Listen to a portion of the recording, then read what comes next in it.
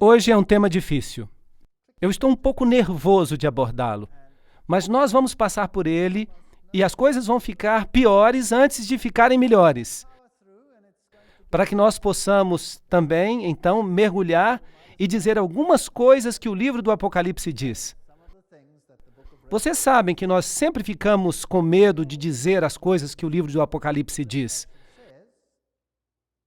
Mas, por outro lado, eu pessoalmente estou muito grato que ele diga essas coisas. Porque eu mesmo estava aprisionado em muitos enganos.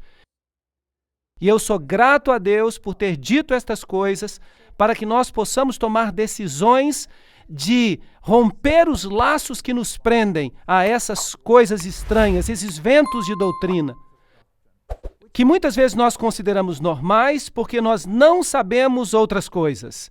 A simplicidade de conhecer a Jesus Cristo e a Cristo crucificado muitas vezes nos escapa. E se nós apenas soubéssemos que tipo de amigo nós temos e quão próximo ele está e quão fácil é estar em contato com ele, nós nos pouparíamos muitas lágrimas e muitas dificuldades. Bem, quem é a besta do abismo sem fim? E onde nós lemos acerca dela? Nós terminamos na noite passada até o fim do capítulo 9. Agora, logicamente, nós deveríamos entrar no capítulo 10. Mas eu reservarei o capítulo 10 para daqui a pouco. Porque há dois lados da história. Há um lado da apostasia enquanto ela cresce, e nós começamos isso na noite passada, e nós mostramos como a escuridão espiritual aumentou nesta terra, e como uma estrela caiu do céu e fumaça começou a sair do abismo sem fim. Isso significa que os ensinamentos satânicos estavam começando a emanar e a tomar controle da terra. Hoje à noite nós vamos prosseguir um pouquinho mais e nós vamos ver o que eventualmente é a culminação dessas coisas que saem do abismo sem fim.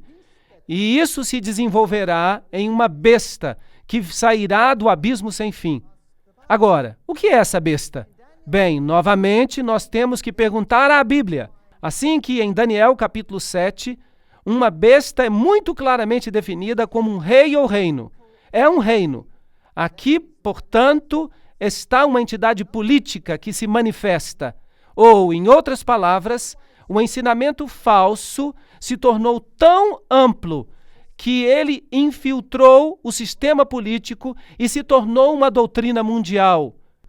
Doutrina mundial legislada em sua plenitude. Nós temos visto isto neste estágio quando ele aparece, mas crescerá a um fenômeno mundial. E a pergunta é, o que está por trás de tudo?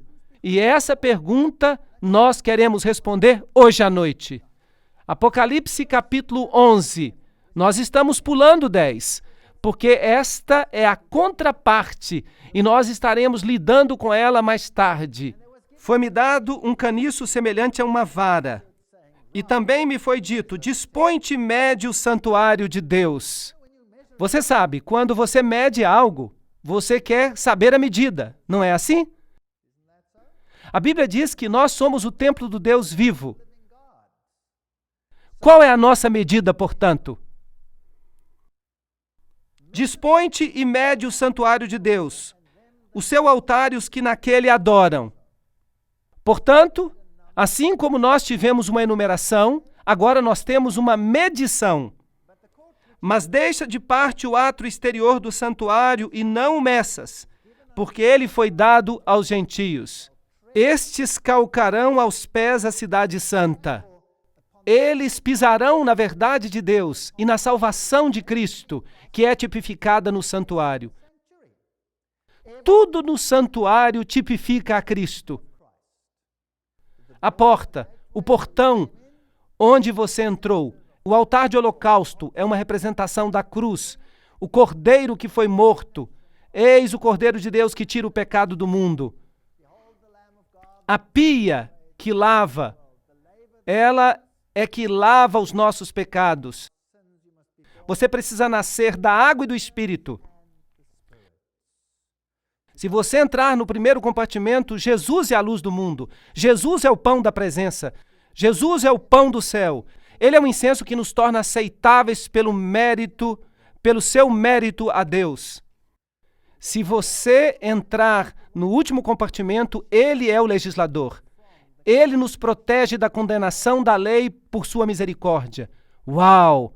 Tudo está ali no santuário. É uma mensagem linda. Por isso, aqui está a história da salvação em Cristo, que será pisada por certas forças gentílicas. E isso será feito por 42 meses. Agora, esse é um tempo profético de novo, e seria interessante saber o que ele significa. E é claro, é uma citação do livro de Daniel, capítulo 7, onde todos os atributos do anticristo são dados, incluindo o fato de que ele reina por esse período. Darei às minhas 2 testemunhas que profetizem por 1260 dias, vestidas de pano de saco. Agora, é isso que chamamos de paralelismo hebraico. Você diz uma coisa de um jeito e você repete isso de outro jeito. Portanto, os primeiros 42 meses são seguidos por 1260 dias, e em termos proféticos, são o mesmo período.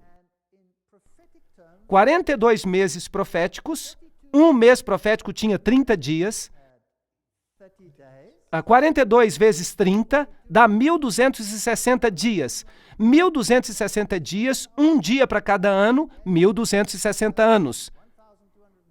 Nós falaremos sobre isso mais tarde.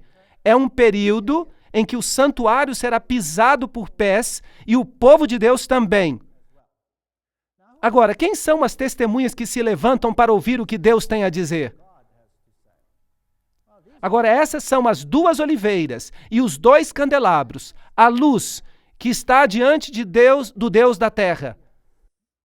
E se algum homem as ferir, prestem atenção nisso, se algum homem as ferir, fogo sairá de sua boca e devorará os seus inimigos.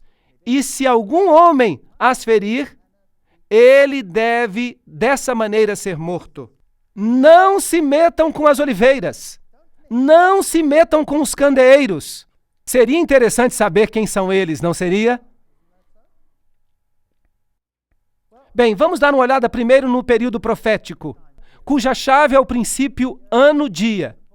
Nós o encontramos no período do reino do chifre pequeno em Daniel, capítulo 7, que diz: eles lhe serão entregues em sua mão. Esses são os santos do Altíssimo, por um tempo, tempos e metade de tempos. Isto é, 3 anos e meio proféticos, ou 42 meses, ou 1260 dias. Nós veremos os paralelos em um momento. E calcular a duração desse período profético é grandemente simplificado se nós atentamos para esses pontos simples. Um tempo era um ano. Algumas das traduções mais recentes dirão simplesmente 3 anos e meio. Isso é, 360 dias.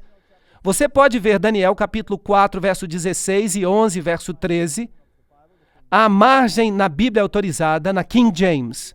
O tempo ou ano profético tinha 360 dias. Um dia significa um ano, ou um tempo significa um ano na profecia bíblica. Você descobrirá isso na versão autorizada. Portanto, nós fazemos a conta e descobrimos que são 1260 dias. E você pode olhar em Números, capítulo 14, versículo 34, em Ezequiel, capítulo 4, versículo 6, onde se diz: e eu te indiquei um dia para cada ano. Portanto, estes são, de fato, 1260 anos literais. Agora, há outras regiões onde nós encontramos esses textos. Daniel usa a terminologia no capítulo 12, verso 7. Um tempo, tempos e metade de um tempo. Apocalipse 11, 2 usa 42 meses. Apocalipse 11, 3 usa 1260 dias. Apocalipse 12, 6 usa 1260 dias. Apocalipse 12, 14 usa um tempo, tempos e metade de um tempo. Apocalipse 13, 5 usa 42 meses. Todos se referem ao mesmo período de tempo. Eu lhes provarei isso de novo daqui a pouco. Agora, 10 reinos de Roma, que emanaram de Roma, foram estabelecidos em 476 depois de Cristo. E em Daniel se diz que esse poder controlaria, ou teria controle sobre o povo de Deus. Se levantaria depois do estabelecimento dos 10 reinos. Em outras palavras, depois que Roma Ocidental foi dividida em 10. Bem, esse período é muito interessante, porque depois deste período, em 438 depois de Cristo, o governo papal começou de acordo com o decreto de Justiniano, que dizia que o papado seria o corretor dos hereges e que ele seria o cabeça de todas as igrejas. Aqui, então, temos um cenário de igreja e Estado. Agora, se você faz uma conta com os 1260 anos, você obtém uma data interessante, 1798. Vamos olhar esses períodos de tempo de novo. Daniel 7:25, um tempo, tempos e metade de um tempo. Daniel 12:7, um tempo, tempos e metade de um tempo. Apocalipse 11:2, 42 meses. Apocalipse 11:3, 1260 dias. Apocalipse 12:6, 1260 dias. Apocalipse 12:14, um tempo, tempos e metade de um tempo. Apocalipse 13:5, 42 meses. Você acha que Deus está sendo sério quando ele fala sobre esse período? Parece que sim. Ele quer que nós saibamos algo sobre esse período de tempo. E nós podemos descobrir da Bíblia que eles significam a mesma coisa pelo paralelismo hebraico. Por exemplo, no livro de Apocalipse, se dirá uma mulher, um deserto, 1260 dias. Em outro verso será dito, uma mulher, um deserto, 42 meses. Em outro lugar se dirá 3 anos e meio, e assim você pode ver que eles se aplicam à mesma coisa. Uma profecia muito, muito importante. Agora, em 1798, algo muito interessante aconteceu. Berthier, o general francês, marchou até Roma, sob as ordens de Napoleão, e prendeu o Papa. E declarou que era o fim do papado. Declarou que era o fim. Agora, é importante perceber que o papado era uma entidade política. E se você pega a definição de Daniel, capítulo 7, de que uma entidade política é chamada uma besta, os reinos que você viu, as 4 bestas, são 4 reinos que se levantarão na terra.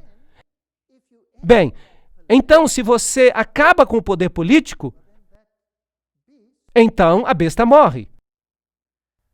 Agora, isso é interessante. A respeito desse poder particular, há um outro verso interessante em Apocalipse, que diz, parecia uma ferida mortal, mas a ferida mortal foi curada. Em outras palavras, ela morre, mas retorna.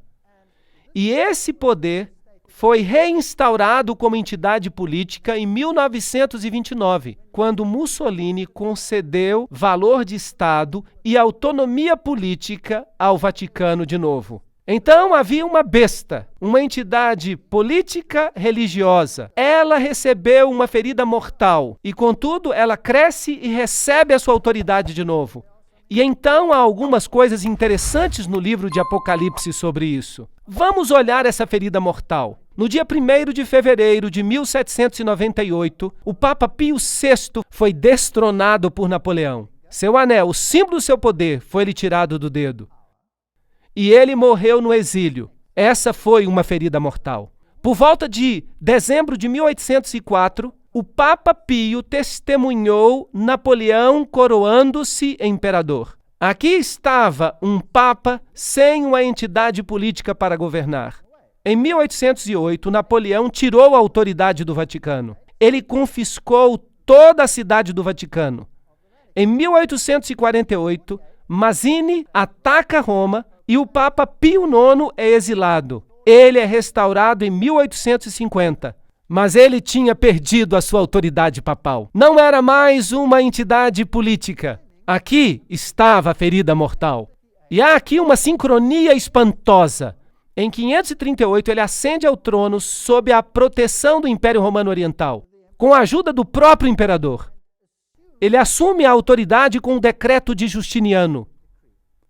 1260 dias proféticos mais tarde, seu poder político chega ao fim. interessante. Imediatamente, Napoleão reestabeleceu a liberdade religiosa em 1806, no dia 30 de maio. E então nós tivemos um poder que governou o povo de Deus por um período de tempo, politicamente, ditando às outras forças políticas o que elas deveriam fazer com os dissidentes. Vejam vocês que Roma nunca condenou ninguém à morte. A Inquisição era dirigida pelos jesuítas e mais tarde pelos dominicanos. Mas os jesuítas eram os inquisitores originais. Quando eles descobriam que alguém era culpado, eles o entregavam para que o Estado o executasse. Era assim que funcionava. Agora, quem são essas testemunhas que testemunhavam em pano de saco durante este período de tempo? Minhas duas testemunhas. Essas são as duas oliveiras e os dois candeeiros que estão diante do Deus da terra. Por falar nisso, Roma suprimiu as escrituras durante o seu período de reinado? Sim ou não? Sim. Eu fui católico. Era um pecado mortal ler a Bíblia. Era um pecado mortal. Mais tarde, depois de 1962, isso foi alterado. E nós saberemos por quê.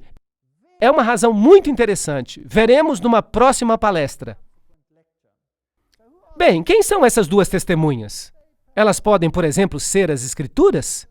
O Velho e o Novo Testamento? Será possível? Zacarias capítulo 4, verso 1. E o anjo que falava comigo veio de novo e me acordou, como se acorda um homem do seu sonho. E ele me disse, o que tu vês? E eu disse, eu olhei e eis um candeeiro. Vejam que há aqui um candeeiro, todo de ouro, com uma bacia sobre ele, e 7 lâmpadas, e 7 tubos para 7 lâmpadas que estão sobre ele, e 2 oliveiras. Temos o mesmo símbolo. Portanto, Apocalipse tira este simbolismo de Zacarias. Lembrem-se que esse poder reinou por 1260 anos como uma entidade política que tinha músculos políticos e força sobre todos que considerava hereges. Assim, vamos olhar Zacarias e vamos ver se encontramos outras imagens que possam ser interessantes. Nós encontramos os candeeiros que são mencionados em Apocalipse. Nós também encontramos as 2 oliveiras que são mencionadas em Apocalipse. Uma está do lado direito da bacia e outra está do lado esquerdo dela. E o verso 4. Então eu respondi e falei ao anjo que conversava comigo, dizendo, que são estas coisas, Senhor? Bem, é isso que queremos saber. Talvez consigamos uma resposta aqui. E o anjo que falava comigo me respondeu e disse, não sabes o que são? E eu disse, não, meu Senhor. Nós também dizemos a mesma coisa, o que são? E então ele respondeu e me disse, esta é a palavra do Senhor a Zorobabel, dizendo, e então ele falou que palavras eram essas. Então, o que são as oliveiras e o candeeiro? A palavra de Deus. Então, essa palavra de Deus estava profetizando em roupa de saco, por 1260 dias. Vocês sabem quando foi que os reformadores começaram a imprimir a Bíblia? Eles começaram a usar a imprensa de Gutenberg. E quando eles começaram, esta foi destruída. E então queimaram todas as Bíblias que haviam sido impressas. E eles tentaram destruí-la por todos os meios à sua disposição, sem sucesso. Bem, mais tarde eles escreveram uma sua contraversão, que é conhecida como a Bíblia Jesuítica. Eu vou falar sobre isso mais tarde. Verso 11. Então eu respondi e disse a ele, o que são essas oliveiras do lado direito do candeeiro e do lado esquerdo dele?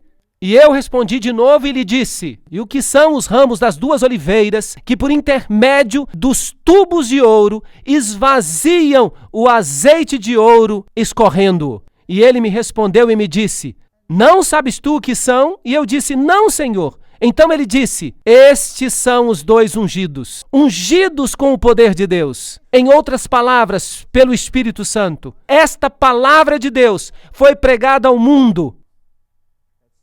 Ela se levanta pelo Senhor de toda a terra. Então eu me virei e levantei os meus olhos e olhei. O que será que ele vai ver? ele vai ver a resposta. Um rolo que voava. Agora, o que é um rolo que voa? É um pergaminho, é a palavra de Deus. Então ele vê a palavra de Deus voando no ar. Isso é um símbolo do quê? Da pregação da mensagem ao mundo. Então, esta é a resposta. Diz respeito à palavra de Deus. E ele me disse, o que tu vês? E eu respondi, vejo um rolo voando e a sua extensão. E ele dá a extensão em côvado. E ele me disse, esse é o curso pelo qual ele vai até a terra toda, para que todos os que furtam sejam eliminados. Estas são as advertências de Deus. E todo o que jurar será eliminado deste lado de acordo com ela. E eu farei acontecer, diz o Senhor dos Exércitos, e ela entrará na casa do ladrão, e na casa daquele que jura falsamente pelo meu nome, e ela permanecerá no meio da sua casa, e ela consumirá a lenha que há ali, e as pedras que há ali. Ok. Então a palavra de Deus convencerá, quer seja suprimido ou não. É isso? Basicamente, é isso que está sendo dito. Leiamos, porque Zacarias está ficando interessante. Então o anjo que falava comigo saiu. Lembre-se, Apocalipse 11 está citando Zacarias, destes mesmos versos. E nós podemos obter mais informações. O que foi que eu disse no começo? A lei é o testemunho. Portanto, nós estamos cavando no testemunho para ver o que os profetas tinham dito, aquilo que está em harmonia com o que vai acontecer aqui. Levanta os teus olhos e vê este que sai. E eu disse, o que é? E ele respondeu, é um efa que sai. Uau, agora está ficando interessante, um efa. Agora, o que é um efa? Um efa era uma medida. Era uma medida padrão, com a qual você media farinha, por exemplo. Agora, no livro de Apocalipse, não estava acontecendo uma medição? Sim ou não? Ahá! Aqui temos uma outra medição acontecendo. E nós temos o padrão de medida. Obviamente, o padrão para o que é certo e o que é errado. Mas aqui está um interessante padrão que se estabeleceu. O que é isto? E eu respondi, é um efa que sai. E ele disse além disso, este padrão é o que você verá em toda a terra. E eis que se levantou um talento de chumbo. Vejam que o efa tinha uma tampa sobre ele, uma tampa pesada. Esta tampa aqui era muito pesada. Era feita de chumbo. Então ele levantou esta tampa de chumbo e olhou dentro do efa, que é a medida padrão. E o que ele viu dentro? Uma mulher sentada no meio do efa. Oh, isso é interessante! O que é uma mulher na Bíblia? É uma igreja.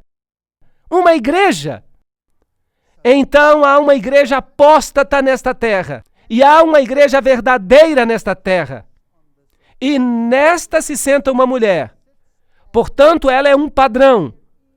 Um efa que está sendo estabelecido por uma igreja. Será que isso é lógico? Sentada no meio do efa. E ele disse, isso é impiedade. Então temos aqui o contrário do que o rolo estava dizendo. O rolo no início tinha dito, eu te condenarei pela minha palavra. Se você roubar, saberá que roubou. Se você fizer isso ou outra coisa, minha palavra vai condenar você. Mas aqui está um outro padrão sobre a terra. E ele é controlado por uma igreja diferente. E é uma igreja ímpia. E ele atirou o peso de chumbo na boca. Então esta mulher se revelou por um tempo. E então a tampa foi devolvida. Opa! Agora está interessante. Será que o Apocalipse falou de um padrão que não era bíblico? Sim ou não? Claro que falou. E a tampa foi levantada para que todos pudessem ver. Como é que os reformadores chamavam Roma? Chamavam abertamente de anticristo, mas então se fechou. E o que os reformadores dizem hoje? Publicamente, oficialmente, em todos os seus sínodos, o que o concílio luterano decidiu? Em 1994, se não me engano, decidiram que ela não mais seria chamada de anticristo. Os calvinistas decidiram a mesma coisa. Todos eles decidiram a mesma coisa. Então a tampa voltou para o efa. E eu levantei os meus olhos e olhei, e eis que havia 2 mulheres, e o vento estava em suas asas, pois elas tinham asas como asas de uma cegonha. E isso é má notícia. É má notícia, porque você vê, a cegonha é um pássaro imundo. E um pássaro na Bíblia, aqui é o símbolo do Espírito Santo. Portanto, há 2 grupos que, pela operação de um falso espírito, estabelecerão um padrão, com uma outra mulher nele, entre os céus e a terra. Então disse o anjo que falava comigo, aonde elas levam o efa, o padrão? E ele me disse, para construir uma casa na terra de Shinar, isso é, Babilônia, e será estabelecida, posta sobre sua própria base. Uau! O que Zacarias está dizendo é que um outro padrão reinará nesta terra. Este padrão será estabelecido por uma igreja. Todos terão conhecimento de que era ímpio, será revelado, mas a impiedade será coberta. E então, 2 grupos de igreja poderosos, a Bíblia os chama de dragão e falso profeta, virão e então levantarão este padrão e dirão, aqui está, e o Império Babilônico renascerá num sentido espiritual nesta terra, com um padrão que substitui o padrão de Deus. Isso está fazendo sentido? É assustador? Será que vai acontecer? Bem, vamos ver o que o resto do Apocalipse diz sobre isso. A palavra de Deus. Agora nós temos o pano de fundo do lugar da Bíblia onde o Apocalipse tirou a sua imagem e nos conta o que está acontecendo. A palavra de Deus, Apocalipse 11:6, diz, elas têm autoridade para fechar o céu, para que não chova. Será que a palavra de Deus tem poder para fazer isso? Claro que sim. Elias não o fez? Elias orou sob a inspiração de Deus e disse que não choveria. E em 3 anos e meio não choveu. É interessante que esse poder profético reina por 3 anos e meio proféticos. O que isso significa espiritualmente? Uma falta da palavra de Deus. E então fizeram guerra contra a palavra de Deus, não nos dias de sua profecia. Então houve trevas espirituais. Nós já falamos sobre isso. E tem o poder sobre águas para torná-las em sangue e para ferir a terra com todas as pragas, tantas vezes quantas quiserem. Uau! Más notícias se você permite que a palavra de Deus lhe seja tirada. Você está encrencado. E quando eles terminaram o seu testemunho, em pano de saco, a besta que ascende do abismo sem fim fará guerra contra elas. Agora, quando será que terminarão o seu testemunho em pano de saco? Depois dos 1260 dias. Bem, se essa profecia está correta, então isso nos traz ao ano 1798. E nesse período de tempo, um poder começará a emergir da terra. E sua função será destruir a palavra de Deus.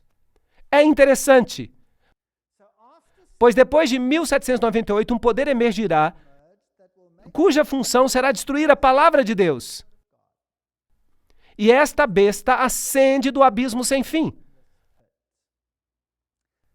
Quem estava no abismo sem fim antes? Bem, a estrela que caiu do céu trouxe fumaça do abismo sem fim, espalhando suas falsas doutrinas pela terra. E agora está sendo estabelecido o ponto de autoridade. Aqui está o reino de Satanás crescendo sobre a terra. Mas lembre-se, Deus só está observando, está permitindo. Deus está nos contando sobre isso. Mas Ele vai fazer guerra contra eles. Ele os vencerá. Ele os destruirá. Então, alguma coisa acontece aqui que faz com que a palavra de Deus seja oficialmente rejeitada. Mas isso é um envolvimento maior. Será o nascimento de um reino que quer oficialmente obliterar a palavra de Deus. E o seu cadáver ficará estirado na praça da grande cidade que espiritualmente se chama Sodoma e Egito, onde também o seu Senhor foi crucificado. Agora, nosso Senhor não foi crucificado em Sodoma, e Ele não foi crucificado no Egito. Portanto, somente nas pessoas de seu povo pode ele ser crucificado. Agora, talvez haja aqui uma tipologia que precisamos compreender. Será que há alguma coisa que aconteceu por volta de 1798 naquela região do mundo, onde houve um ataque à palavra de Deus? Bem, não podemos misturar as palavras aqui. Eu repetirei. Onde houve um ataque à palavra de Deus, num lugar onde o povo de Deus tinha sido sacrificado, morto, assassinado por causa de sua fé? Será que Cristo estava sendo crucificado de novo sob a forma de seu povo? Será que houve um país que fez isso? Sim, de fato houve.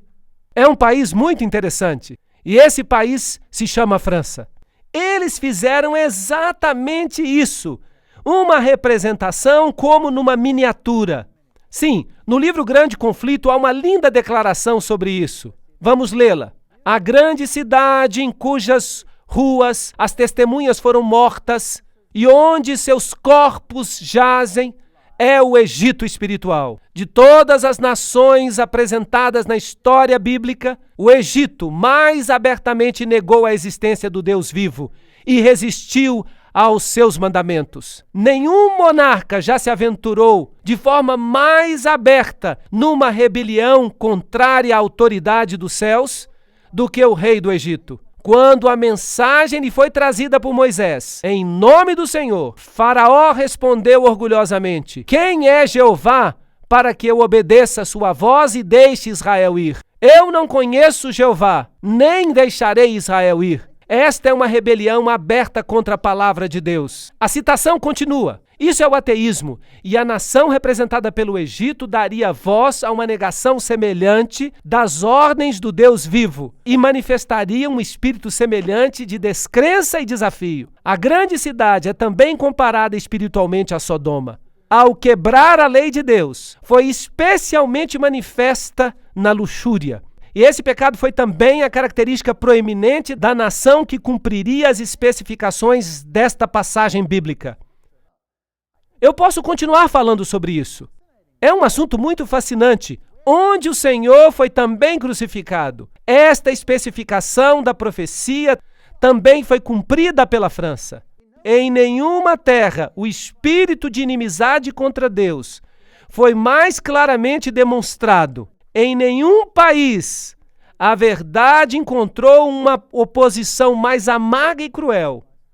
Na perseguição que a França visitou sobre os confessores do Evangelho, ela crucificou a Cristo na pessoa dos seus discípulos. Eu acredito nisso. Eu gostaria de ir adiante e dizer que a França representa os primórdios, o cerne da ascensão do reino de Lúcifer. E eu vou provar isso para vocês com muitas citações. E nós veremos que o que foi estabelecido ali há de governar o mundo todo hoje. E isso afeta você e a mim diretamente. Isso é a história em aplicação. Aqui está o famoso chapéu jacobino que foi usado pelos revolucionários franceses. Eles usaram o chapéu jacobino. Agora, o que esse chapéu jacobino significa? Eu vou explicar isso numa próxima palestra. De fato, este é o chapéu de Mitra. Trata-se do mitraísmo, a adoração ao Deus Sol. Mas não se preocupem. Vou explicar mais tarde. Apocalipse 11:7 diz: quando tiverem então concluído o testemunho que devem dar, a besta que surge do abismo pelejará contra elas. Anotem, o que aconteceu na França são as primícias do que vai acontecer com o mundo inteiro. Assustador. Pelejará contra elas e as vencerá e matará. Será que a França, depois da Revolução Francesa, fez guerra contra a palavra de Deus? Apocalipse 11:9 diz: então muitos dentre os povos, tribos, línguas e nações contemplam os cadáveres das duas testemunhas por 3 dias e meio. Bem, agora nós temos um outro tempo profético. 3 dias e meio seriam 3 anos e meio. E não permitem que esses cadáveres sejam sepultados. Do dia 10 de novembro de 1793 a junho de 1797, eles fizeram isso. Eles baniram a Bíblia. Oficialmente, por um decreto do governo, Os que habitam sobre a terra se alegrarão por causa delas. As duas testemunhas, o Velho e o Novo Testamento, realizarão festas e enviarão presentes uns aos outros. Será que os franceses fizeram isso? Sim, eles de fato fizeram isso, porque esses dois profetas, a Bíblia tinha atormentado aqueles que viviam sobre a terra. É verdade, eles só acreditavam que a Bíblia os havia atormentado. Mas há mais gente que acredita que a Bíblia era um poder atormentador. Mas depois de 3 dias e meio, um espírito de vida vindo da parte de Deus neles penetrou. E aqueles que os viram sobreveio grande medo. Destruíram a Bíblia? Não. Depois desse evento, que foi só o começo desse grande ataque à palavra de Deus, o poder veio à palavra de Deus. E Bíblias apareceram em todas as partes do mundo. Todas as grandes sociedades bíblicas começaram depois desse dia. E a Bíblia foi colocada em cada mão que a desejava no mundo inteiro. Isso enfureceu a besta do abismo sem fim, de tal modo que ela mudou a sua tática de guerra. E nós vamos lidar com essas táticas em 2 palestras chamadas A Batalha das Bíblias e Mudando a Palavra. Elas vão acontecer a seguir. Se você está chateado comigo hoje à noite, volte de qualquer forma, ok? Então a palavra de Deus se levantou e pregou com o poder daqui por diante. Mas a guerra não acabou, estava apenas começando. E as 2 testemunhas ouviram grande voz vinda do céu, dizendo-lhes: Subi para aqui. E subiram ao céu na nuvem, e os seus inimigos as contemplaram. E o inimigo, eu devo lhes dizer, odeia a palavra de Deus. Naquela hora houve grande terremoto e ruiu a 10ª parte da cidade. Isso obviamente se refere a essa cidade espiritual, Babilônia. Ela foi sacudida pela ressurreição do poder da palavra de Deus. E então Satanás redobrou seus esforços para esmagá-la de novo. E morreram nesse terremoto 7.000 pessoas. De novo, esse é um número simbólico. Ao passo que as outras ficaram sobremodo aterrorizadas e deram glória ao Deus do céu. Notem, passou o 2º ai. Eis que sem demora vem o 3º ai. Um ai é algo que torna impossível para as pessoas encontrarem a verdade. O 1º ai foi a destruição física das áreas cristãs originais pelos poderes que trabalhavam contra Cristo. Este ai é agora um escurecimento espiritual de todo o conhecimento que diz respeito a Deus, por esse poder que faz guerra contra a palavra de Deus. O que aconteceu na Revolução Francesa? Vamos ver como ela cumpriu essas profecias. Temos aqui a queda da Bastilha. E claro, com este evento, toda a estrutura política do mundo foi mudada. Antes disso, você tinha monarcas que governavam. Agora você tem democracias. Democracias apareceram por toda parte. Isso parece muito bom, mas nós vamos ver depois exatamente o que está por trás dessas coisas. Então, Luís XVI, aquele que perdeu a cabeça, literalmente, e a cabeça dele foi levantada diante de uma multidão agitada quando ele foi para a guilhotina. E a mulher dele, Maria Antonieta, será que tiveram misericórdia dela? Não. A cabeça dela foi colocada numa estaca e levantada diante da multidão agitada. Então, eles pegaram uma prostituta. Mas é isso que realmente eles fizeram, com os seios à mostra, e eles lhe chamaram liberdade. Eles fizeram dela uma deusa. A liberdade governava. Quando a deusa foi trazida à convenção, o orador pegou-a pela mão e, voltando-se para a assembleia, disse: Mortais, deixem de tremer diante dos trovões impotentes de um Deus que seus temores criaram. Uau! Essa é uma assembleia pública. Daqui por diante, não temos nenhum Deus senão a razão. Vocês podem imaginar isso? Eu lhes ofereço essa mais nobre e pura imagem. Se vocês precisam ter ídolos, façam sacrifícios apenas para um como este. Prostrem-se diante do augusto Senado da Liberdade. Reverenciem a razão. Então temos aqui um poder que tinha tomado o lugar da palavra de Deus e o substituído com a deusa da razão. Mas felizmente, Jesus disse isso antes que acontecesse. E isso significa que essa deusa da razão toma o lugar de Jesus Cristo apenas na aparência. A deusa, depois de ser abraçada pelo presidente, foi levada a um carro magnífico e conduzida no meio de uma imensa multidão à Catedral de Notre Dame. Então, se tornou oficial que ela tomava o lugar de Deus. Então ela foi elevada a um sublime altar e recebeu a adoração de todos os presentes. Portanto, o governo adorava essa mulher. Foi assim que aconteceu. Ela foi levada pelas ruas, ela foi colocada num carro, ela tinha o sol como símbolo e se dizia a deusa da razão. E ela foi entronizada em Notre Dame. E aquela catedral que simbolizava o cristianismo foi invadida pelo poder legislativo. Assim, o Velho Testamento e o Novo Testamento foram queimados. E todos os livros religiosos foram queimados numa pira. E uma nova lei substituiu a lei de Deus. Será que podemos substituir a lei de Deus? Eu não creio que possamos. Aquele pergaminho que voa pelo céu, a palavra de Deus, nos convence do que é certo e do que é errado. Ela nos mede de acordo com o seu padrão, sem levar em consideração se outra instituição eleva o seu padrão. Certo ou errado? Sim. E é por isso que hoje à noite nós veremos como essa batalha continuou.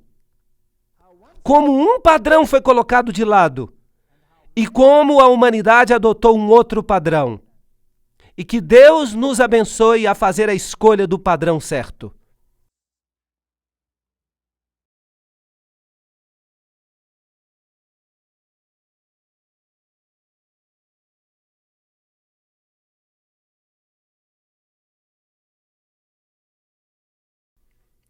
Nós continuamos a história. O que acontece quando você substitui o padrão de Deus pelos padrões humanos? Os padrões humanos parecem ótimos, mas obviamente eles têm seus problemas. Bem, durante a Revolução Francesa, um novo padrão para a humanidade apareceu. E esse padrão foi chamado de Manifesto dos Direitos Humanos. Por falar nisso, se você assiste a televisão hoje, o que você ouve? Lei de Deus? Lei de Deus? Lei de Deus? Ou você escuta direitos humanos, direitos humanos, direitos humanos? O que você escuta? Você escuta direitos humanos. Agora, não é fascinante que a França tenha publicado o seu primeiro manifesto dos direitos humanos dessa forma? Isso não é fascinante? São 2 tábuas de pedra. O que isso representa? A lei de Deus. Aqui estava o homem inaugurando uma nova lei. Isso é uma coisa muito fascinante.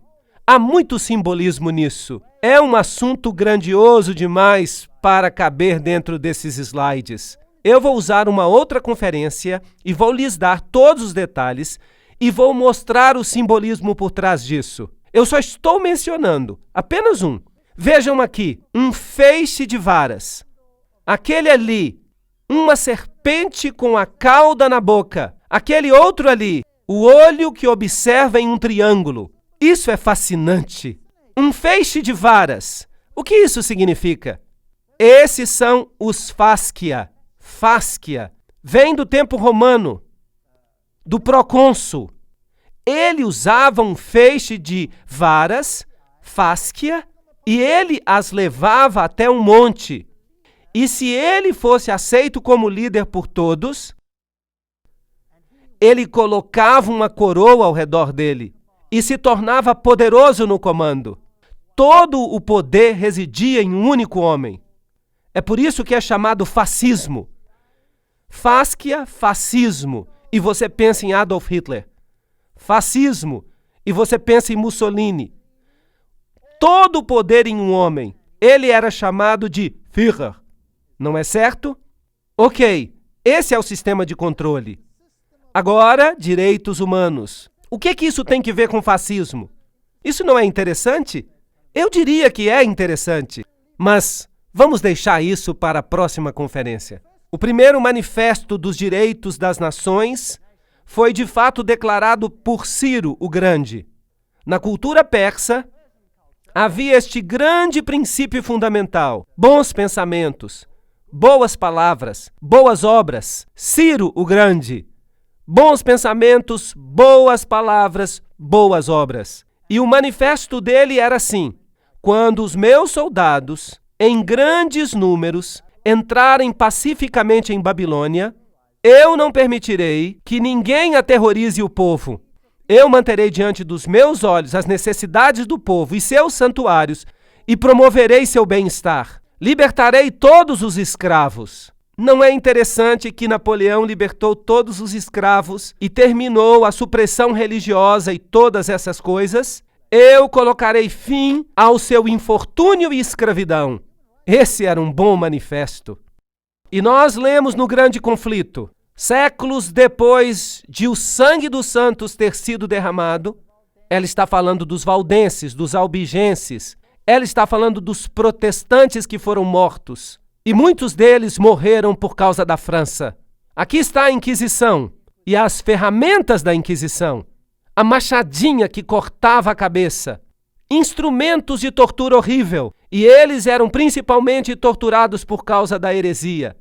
Agora, qual é a definição de heresia? Vamos olhar o artigo heresia na página 440. Vem do grego hairesis, escolha, decidir-se por si mesmo, a sua crença e prática. Isso é heresia. Então, decidir por si mesmo foi, nesse período de 1260 anos, um ato de heresia. Um pecado passível de morte. Isso é muito triste, não é? Então, tirando do homem a sua consciência, colocando em seu lugar um poder, então vamos ter algumas coisas muito interessantes acontecendo. Aqui estão alguns dos instrumentos que eles usavam. Estes, por exemplo, línguas que abriam e você coloca brasas vivas nelas. E então você mortificava a pessoa que você estava interrogando com essas brasas. Aqui estão presilhas para o tornozelo. Percebam os pontilhões nelas. E quando elas eram apertadas, eles entravam no osso. Vejam que essas pessoas faziam seu trabalho com seriedade. Esse instrumento particular foi usado pelo general Franco em 1970. É um instrumento horrível. Aqui está, eles o punham ao redor do pescoço. E então eles começavam a apertar. E apertar não era nada agradável. Usavam, é claro, até parafusos no polegar. Esse instrumento daqui era horrível. Eles levantavam você com as mãos amarradas por trás das costas, até que ficasse dependurado de cabeça para baixo no ar. E então amarravam essa pedra imensa aos seus pés e a empurravam de uma prateleira. E ela caía e arrancava os seus braços dos ombros. Essas são as coisas horríveis que eles faziam na Inquisição. E eu sei, a gente não precisa falar dessas coisas, mas a crueldade desse sistema precisa ser conhecida. Apocalipse 12:11. Eles, pois, o venceram por causa do sangue do Cordeiro e por causa da palavra do testemunho que deram. Não amaram a própria vida. Isso só lhes dá uma ideia do que esses pobres cristãos tiveram que sofrer pela palavra de Deus, só porque eles tinham decidido crer nela. É algo horrível, não é? É muito feio. E aqui estão algumas das representações da Inquisição, em que as pessoas morriam aos milhares, às centenas, aos milhares, aos milhões, por causa de hairesis, a sua decisão. Aqui está o monumento francês huguenote na África do Sul. Muitos dos huguenotes da França fugiram e eles erigiram este monumento. Este representa a Trindade. Aqui está uma mulher em pé na terra, representando a noiva de Deus. Ali ela senta na terra. Ela desceu à África desde a Europa. E em sua mão ela tem a Bíblia. E na outra mão uma corrente. Ela quebrou a corrente que prendia a Roma e fugiu para as terras distantes, para a África. Mas agora, de novo, ela está sendo perseguida ali. Mas essa é uma história diferente. Então ela fugiu para a América e para as terras distantes, a fim de escapar da perseguição dos 1260 dias. O grande conflito afirma: o mais negro crime dos catálogos de crimes, a mais horrível entre as obras terríveis de todos os séculos, foi o massacre de São Bartolomeu. Uau! O rei da França, influenciado pelos sacerdotes e prelados romanos, sancionou o decreto fatal. Um sino foi colocado. No meio da noite, o sino foi tocado. E então o massacre começou. E 50 mil protestantes foram assassinados em uma única noite pelo engano.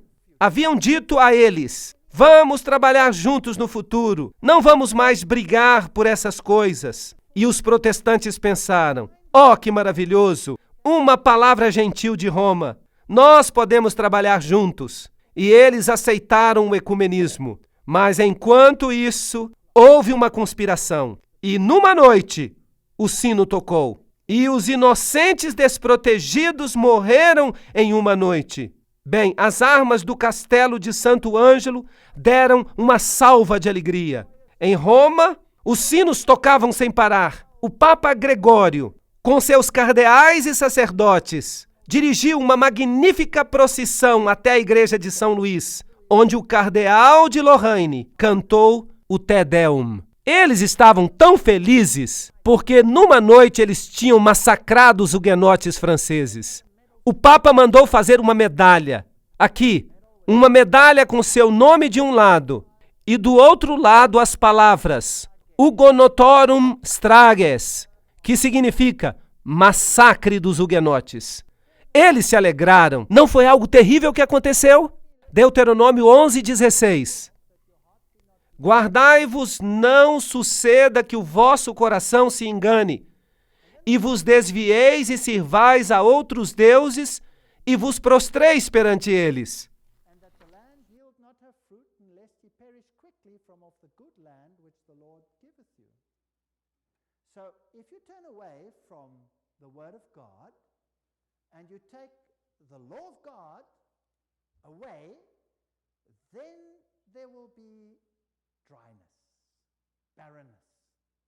Apocalipse 11:7. Quando tiverem então concluído o testemunho, a palavra de Deus, a besta que surge do abismo pelejará contra elas e as vencerá e matará.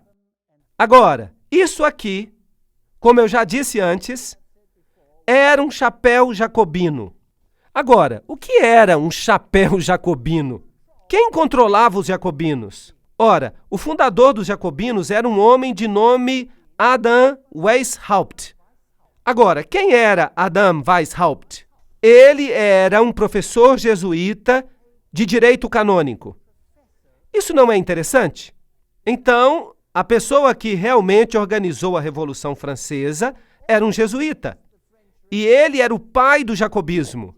Ele foi também o fundador dos Illuminati. Então, um jesuíta fundou os Illuminati e um jesuíta dirigiu o jacobinismo, que foi responsável pela Revolução Francesa.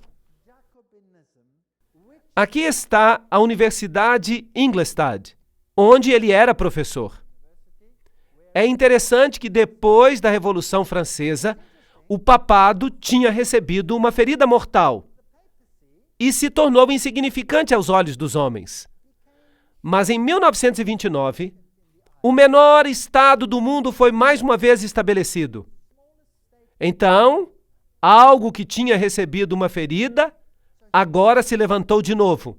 Portanto, em 1929, Gaspari assinou o Tratado do Laterano e os estados do Vaticano voltaram à existência. E o jornal San Francisco Chronicle disse: Mussolini e Gaspari assinaram um pacto histórico em Roma.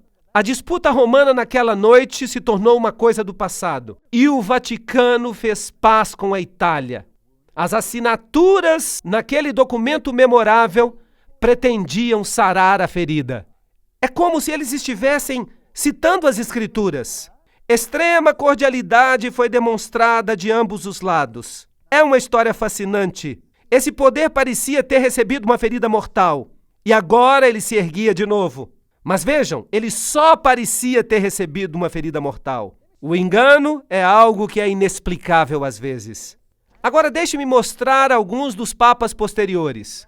Aqui está Antônio Sayer. Ele foi o primeiro grande mestre da maçonaria, em London Lodge, fundada em 1717. Vejam que este é o período de tempo precursor que leva ao tempo da Revolução Francesa. E esses maçons se erguem assim, com as mãos no estômago e com o dedo apontando para cima. Esta é a figura do Papa Pio XII. Ele imprimiu um selo. E este é um retrato do Papa Pio XII. Ele é quadrado e tem um simbolismo maçom nele. E ele aparece em pé do mesmo jeito. É interessante que o Vaticano proibiu a maçonaria, mas também é interessante que se você não quer ser culpado por alguma coisa, tudo que você tem que fazer é proibi-lo e praticá-lo em segredo. Mas lá no Vaticano, a maçonaria proliferou e todo cardeal se tornou membro.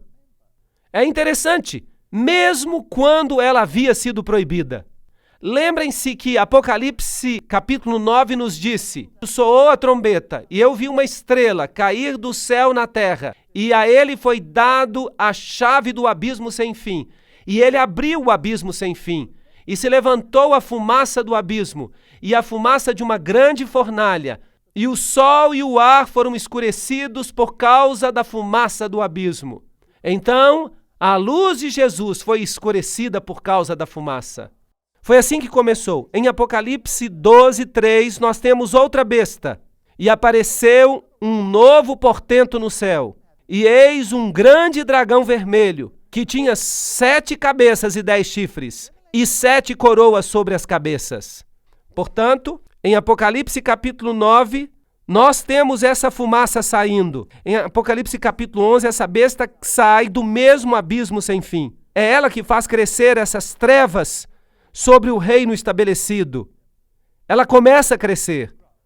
Os outros poderes de Apocalipse são este dragão com as 7 cabeças, com uma coroa sobre a cabeça. E Apocalipse nos diz quem é. É Satanás que representa todos os reinos da terra, aparentemente. E Apocalipse 12:9 nos diz que foi ele que foi lançado fora. Ele é o diabo, e ele engana o mundo inteiro. Ele faz guerra com a mulher de branco, que é a outra igreja boa na terra que representa a palavra de Deus. Há outras bestas no livro de Apocalipse. Há o leão com 2 asas, que é uma imagem do livro de Daniel. Em Apocalipse 13, nós temos a besta com a boca de leão. Então, há uma besta que se parece leopardo em Apocalipse 13. Seus atributos são também descritos. Há um urso em Daniel 7. Esses atributos são também encontrados em Apocalipse 13. E então há uma besta terrível. É impossível saber exatamente qual é a sua forma, mas há aqui a imaginação de um artista. Ela tem chifres, que você também encontra em Apocalipse 13. Então essas bestas são todas muito interessantes. E todas são representadas como se saíssem do mar, ok?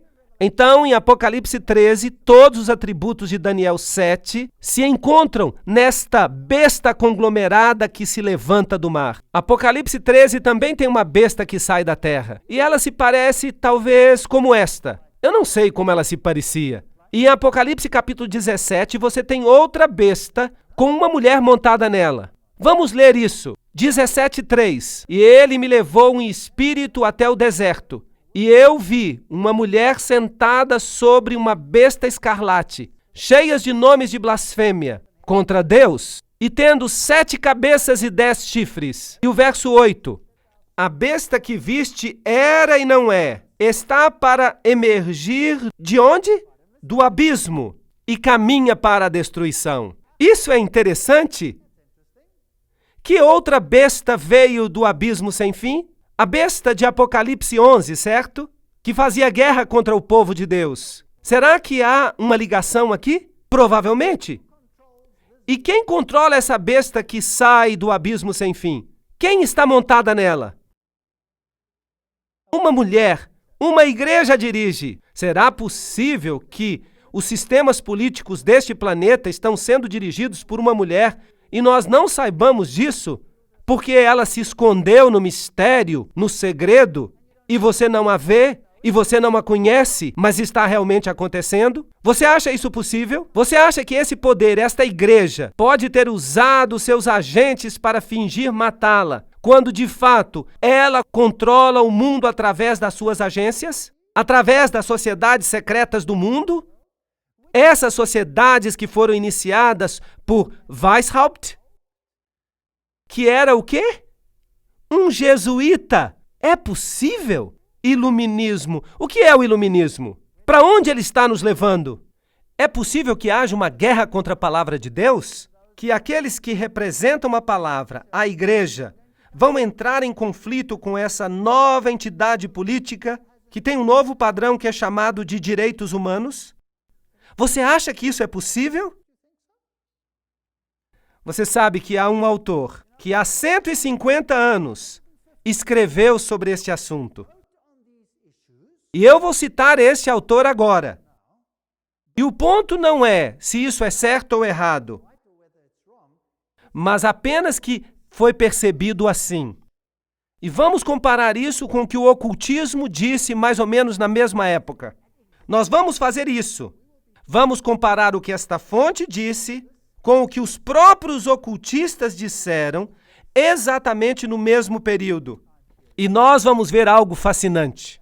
Então, se vocês tiverem paciência comigo, sem identificar, eu gostaria de ler algumas dessas coisas que pareciam estar corretas há 150 anos, quando essas coisas estavam acontecendo. Você sabe, a Revolução Francesa e suas consequências. Por uma variedade de imagens, o Senhor Jesus representou a João, está falando do Apocalipse, o caráter ímpio e a influência sedutora daqueles que têm se destacado na sua perseguição ao povo de Deus. A apresentação de Deus de obras detestáveis dos habitantes dos poderes que governam o mundo, que se ligam em sociedades secretas, que desonram a lei de Deus, deveria capacitar o povo que tem a luz da verdade para que se mantivesse distante desses males. Então, 150 anos atrás, isso já era percebido. Uau! Então, para João, o caráter ímpio e a influência sedutora daqueles que se destacaram por sua perseguição ao povo de Deus, quem são esses? Esse terrível retrato descrito por João para mostrar quão completamente os poderes da terra se entregarão à maldade, deveria mostrar para aqueles que receberam a verdade quão perigoso é se associar com sociedades secretas ou se unir a elas. Fascinante. Os poderes que governam o mundo, que se associaram a sociedades secretas e confederações, eles não guardarão os mandamentos de Deus. Eles têm um outro padrão. Aqui está o texto citado pelo profeta Isaías, que eu já li para vocês. Isaías, no capítulo 8, 9 a 13, diz: Associai-vos, ó povos, e sereis despedaçados. Em outras palavras, fazei confederações por trás dos bastidores, planejai juntos como subverter a verdade no mundo. Ó povos, sereis despedaçados, dai ouvidos todos os que sois de países longínquos, cingi-vos e sereis despedaçados. Forjai projetos e eles serão frustrados. Falai a palavra e ela não subsistirá, porque Deus é conosco. Essas pessoas estão dizendo, Deus é conosco. Nós estamos fazendo a coisa certa. Porque o Senhor assim me disse, tendo forte a mão sobre mim, e me advertiu que não andasse pelo caminho desse povo, dizendo, não chameis conjuração a tudo quanto este povo chama conjuração. Não temais o que ele teme, nem tomeis isso por temível. Ao Senhor dos exércitos, a ele santificai. Seja ele o vosso temor, seja ele o vosso espanto. Ahá! Então Isaías está prevendo que o mundo se associaria e diria, O Senhor está nisto? Nós estamos trabalhando juntos como um grupo?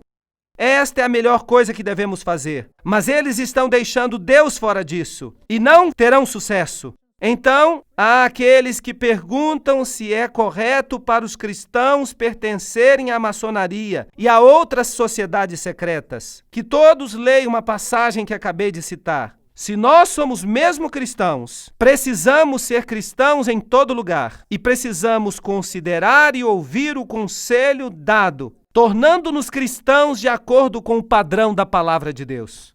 Percebem, então, que é importante que nós vejamos o que os maçons realmente ensinam? Ou talvez ainda mais interessante, quem fundou os maçons? Quem os controla? O que eles ensinam?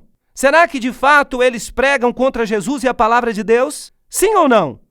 Essas são perguntas que nós precisamos responder.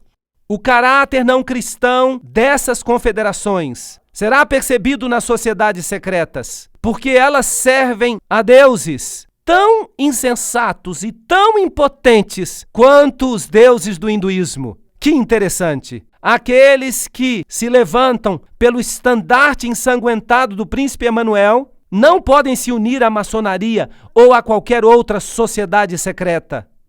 Cristo não está dividido. Ninguém pode se unir a elas e ser homem livre diante de Deus. Os cristãos devem romper todos os laços que os prendem a essas sociedades secretas que não estão sob o controle de Deus. Nós não podemos pertencer a sociedades secretas. Isso foi escrito há 150 anos. E, finalmente, uma coisa eu sei, que aqueles que permanecem em contato com elas serão queimados com os maços de joio. Os agentes satânicos estão em toda a cidade, ocupadamente organizando partidos que oponham a lei de Deus. Nós não podemos baixar a nossa guarda. E um dos planos das sociedades secretas é formar monopólios gigantescos. Poucos homens se juntarão para obter todos os meios em certas linhas de negócio. Será que isso está acontecendo hoje? Estamos vendo monopólios gigantescos sendo formados, forçando o pequeno empresário a se aposentar ou a se submeter a seu poder? Sim ou não? E se você não faz o que mandam, você não consegue prosperar. Você já ouviu falar de multinacionais? Sim ou não? Você não pode abrir o jornal hoje sem ler a respeito das multinacionais. Certo ou errado? Parece tudo bom, mas você sabia que a sua liberdade está sendo corrompida passo a passo até que você não seja nada mais do que um escravo? E se você ousar abrir a boca, bem, você perderá o seu emprego e a sua indústria, e você não será capaz de comprar ou de vender. Os sindicatos serão uma das agências que trarão sofrimento à terra neste tempo, como nunca o mundo experimentou. As pessoas não creem nisso, mas eu creio. Eu já tive a experiência desagradável de me levantar do outro lado dos sindicatos quando eles estão em greve. Você já viu isso? É muito assustador. Na África, onde eu vivo, os sindicatos são muito poderosos. Os sindicatos parecem uma coisa boa. E é claro, os direitos humanos garantem a existência de sindicatos para que você possa brigar pelos seus direitos. Mas pense nisso. Se o bolo é de um tamanho e eu brigo por uma fatia maior, o que acontece com a fatia do meu vizinho? Ela fica menor, certo ou errado? Será que eu estou amando o meu próximo como a mim mesmo quando eu faço com que a fatia dele fique menor para que a minha possa ficar maior? Sim ou não? Eu acho que não. E se chegar o ponto quando você quiser dividir a fatia? Bem, você só pode ficar com a sua fatia. Eu já estive do outro lado disso. Eu já tive as minhas costelas fraturadas por membros dos sindicatos. Eles estavam usando as universidades para atingir o governo.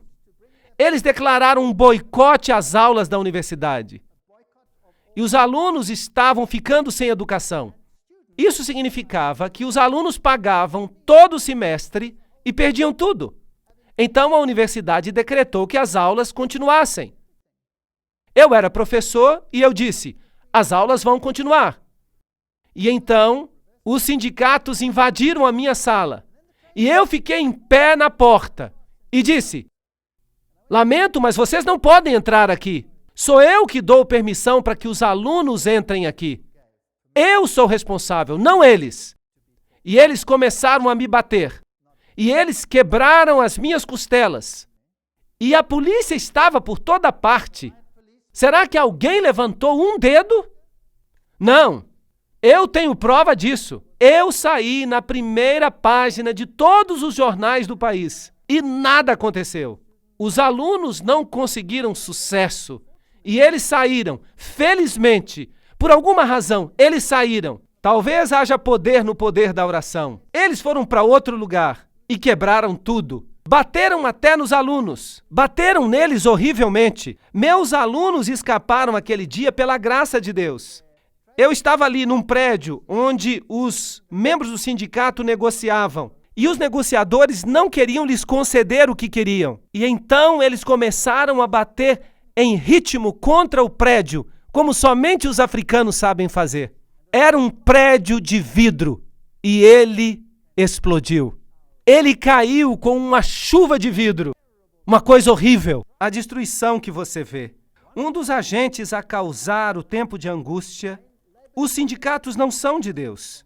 Aqueles que se unem às sociedades secretas, fiquem longe delas. Isso foi escrito há muitos anos. Apocalipse 11:15.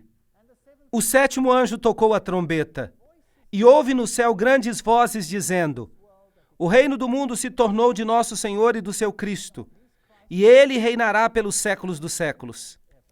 E os 24 anciãos que se encontram sentados nos seus tronos, diante de Deus, prostraram-se sobre os seus rostos e adoravam a Deus, dizendo: graças te damos, Senhor Deus Todo-Poderoso, que és e que eras, porque assumiste o teu grande poder e passaste a reinar. Portanto, há também boas notícias. Apesar deste poder, que começa em Apocalipse capítulo 9, abrindo as covas do inferno, para trazer as suas doutrinas ao mundo, doutrinas que obscurecem a luz, e para trazer trevas sobre a terra, crescendo através da história até o tempo em que nós chegamos à Revolução Francesa. As covas do inferno estão abertas de novo e um poder se levanta. Este deve se tornar um poder político universal que será controlado por uma mulher. Por uma igreja que substituirá a palavra de Deus e usará o seu próprio padrão para substituí-la. O seu próprio éfa. Isso faz sentido? Parece bom no papel, mas de fato viola todo o princípio da palavra de Deus. Todo o princípio dos 10 mandamentos é violado. E é difícil ver, porque parece tão bom. Mas quando continuarmos com as palestras, perceberemos que esse é de fato o caso. Se você pegar o primeiro mandamento que diz: eu sou o Senhor teu Deus, não terás outros deuses diante de mim. Há países que se dispõem a honrar isso ou qualquer outra coisa, desde que tenham uma paz universal para todos. Desde que concordem. De fato, isso parece equivalente a dizer: terás todos os outros deuses diante de mim. Concordam comigo? Você terá que tolerar a idolatria, ou, do contrário, estará em dificuldades. No que diz respeito à blasfêmia, não é fascinante que quando você liga a televisão, só se blasfema contra um Deus? Já notaram isso? Só se blasfema contra um Deus, não se blasfema contra os outros. E eu acho isso fascinante. Eu quero escrever à Comissão dos Direitos Humanos e dizer: vocês sabem, para termos igualdade, deveríamos blasfemar contra todos os deuses igualmente. Eu imagino como eles reagiriam. Eu imagino como o mundo muçulmano reagiria se fizesse lá o que se faz no mundo inteiro na televisão contra Jesus hoje em apenas um dia. Eu imagino como eles reagiriam se a mesma coisa fosse feita em termos da religião budista, ou da religião hindu, ou de qualquer outra religião na face da terra, se nós queremos igualdade para todas. E que tal o 5º mandamento? Honrai pai e mãe. Não, as crianças de hoje têm que ser reeducadas de acordo com padrões para se tornarem cidadãs do mundo. Isso significa que devem parar de respeitar o pai e a mãe e começar a respeitar o sistema. Será que faziam isso no comunismo? O que faziam no comunismo quando as crianças queriam se apegar às normas dos seus pais? O que faziam com elas? Eles as pegavam e as reeducavam. Eles as ensinavam a não respeitar pai e mãe. Isso não é triste? Não matarás. Uau!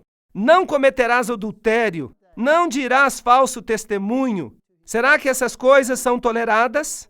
Um dia Jesus vai convidar a todos que entrem no reino. No reino haverá justiça e verdade. Não haverá mais mentira. Os padrões serão os padrões que ele determinar, e estes se aplicarão a todos. Na verdade, as nações se enfureceram. Chegou, porém, a tua ira, e o tempo determinado para serem julgados os mortos, para se dar o galardão aos teus servos, os profetas, aos santos e aos que temem o teu nome, assim aos pequenos como aos grandes, e para destruíres os que destroem a terra. Não é interessante? Abriu-se então o santuário de Deus que se acha no céu, e foi vista a arca da aliança no seu santuário.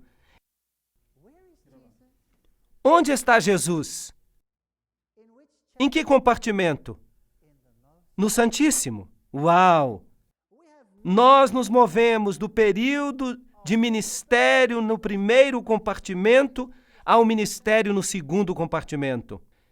Esse é o juízo.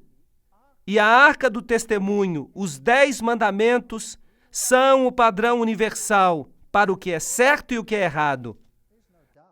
Não há dúvida sobre isso. E nós vemos esse testemunho. E isso significa que o tempo acabou. E sobrevieram relâmpagos, vozes, trovões, terremoto e grande saraivada. Esta é a história da última praga na terra.